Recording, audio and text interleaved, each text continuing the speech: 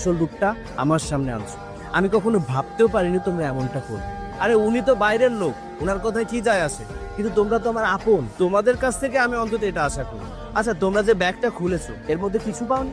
একটা কাগজ ছিল, সেটা কি পাওনি? হ্যাঁ, ব্যাগের মধ্যে তো সামান্য একটা খাম ছিল, ও আর খুলে কি দেখবো। কাগজটা যদি খুলতে তাহলে তোমরা আমার সামনে দাঁড়িয়ে এসব কথা বলতে পারতে না, কারণ এই কাগজের মধ্যে আছে সব রহস্য লুকানো। থাক, এখন আর দেখাতে হবে। এতক্ষণ যখন কেউ তোমরা দেখোনি, আমি নিজেই বলছি, এটা একটা ক্লিয়ারেন্স ফর্ম। এটার অর্থ হচ্ছে এই ব্যাগের মধ্যে প্রাপ্ত যত সব টাকা পয়সা, সোনা দানা, বিলাসবহুল দ্রব্য, এই সব কিছু আমার। মানেটা বুঝুনি না? আমি বুঝিয়ে বলছি। আমি বিদেশ থেকে ঠিকই এই লাগেজের ভিতরে করে তোমাদের জন্য সোনা দানা, বিলাসবহুল দ্রব্য আর এই লাগেজ ভর্তি টাকা আনছিলাম, কিন্তু এয়ারপোর্টে এটা আটকে দেয়। তারা এটার সত্যতা জানতে চায় যে ব্যাগটা আমার নাকি অন্য কারো। আমি অ্যাপ্লিকেশন করার পরে তারা এই ক্লিয়ারেন্সটা দিয়েছে।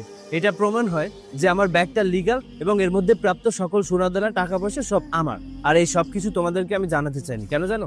কারণ এগুলো জানলে তোমরা দুশ্চিন্তা করবে। আমি ভেবেছিলাম মাত্র 15 দিনের তো ব্যাপার, 15 দিন পরে ঠিকই এটা পেয়ে যাবো, কিন্তু তোমরা এর আগে যে খেলাটা দেখালে আমি নিজের চোখকে বিশ্বাস করতে পারছি না। ছি, তোমাদের আসল রূপটা আজ দেখতে পারলাম। জামাই বাবুজি, তুমি কিছু মনে করো না, আমি সব বুঝতে পেরেছি। যে মা, যা জামাই বাবাজির জন্য সর্বক্রিয়া। না, তার দরকার নেই। আপনারা চলে যেতে চাইছিলেন না? আপনারা চাইলে এখন যেতে পারেন। আমার যা বলা সেটা বলা হয়ে গেছে, আর নতুন করে কিছু বলা নেই। তবে কিছু কথা আপনাকে না বললেই না। একটা প্রবাদ বাক্য আছে জানেন, শাশুড়ি চালাক তো বউ তালাক। আপনাদের ক্ষেত্রে এমনটাই হয়েছে। আপনাদের মতো কুচক্রী কিছু শাশুড়ির কারণে তাদের মেয়েরা সংসার করতে পারে না। ভাইয়া শোনো। এই চুপ! ভাইয়া বলে আমাকে ডাকবি না। তুই আমার নিজের মায়ের পেটের বোন হয়ে তুই আমার সাথে এমনটা করলি, আমি কোনোদিন আশা করিনি। আমি তোকে কোনোদিন ক্ষমা করতে পারবো না। বাজান, তুই মাথাটা ঠান্ডা কর বাজান। থাক বাবা, আর কিচ্ছু বোঝাতে হবে না। যা বোঝার আমি বুঝে গিয়েছি। পরিবার মানে হলো একটা আস্থার জায়গা, একটা বিশ্বাসের জায়গা, একটা ভরসার জায়গা। সেই বিশ্বাস আর আস্থার বদলে যখন অপমান আর লাঞ্ছনা পাওয়া হয় না, তখন এই হৃদয়টা ভাঙে না, ভেঙে যায় পুরো পৃথিবীটা। আমারও ভেঙে গেছে।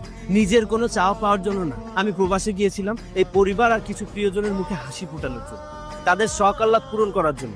আমি অক্লান্ত পরিশ্রম করেছি, তাও এমন একটা জায়গায় যেখানে কেউ বলে না বাবা কেমন আছিস, যেখানে অসুস্থ হয়ে গেলে কেউ পাশে বসে থাকে না, যেখানে না খেলে কেউ বলে না বাবা খেয়েছিস।